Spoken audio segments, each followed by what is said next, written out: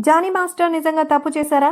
అతనికి ప్రస్తుతం రిమాండ్ విధించారు. అంటే నిజంగా తప్పు చేసినట్టేనా?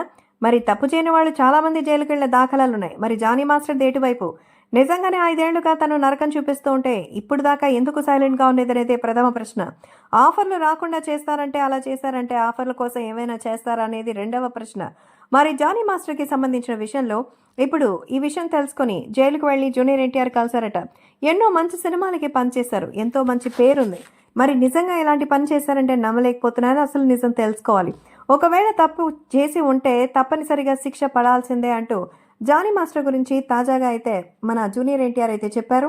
ఈ నేపథ్యంలో జానీ మాస్టర్కి సంబంధించిన ఈ విషయంపై తాజాగా చేసినటువంటి ఈ కామెంట్స్ ఇప్పుడు చెంచల్గూడ జైలుకు తరలించారు.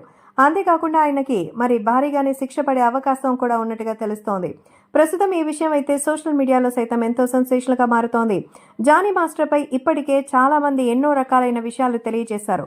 ఖచ్చితంగా ఆయనకు సంబంధించిన ఈ విషయంలో జానీ మాస్టర్ గురించి పెడుతున్నటువంటి ఈ నిజాలు చూసి అందరూ ఆశ్చర్యపోయినటువంటి సంగతి తెలిసిందే.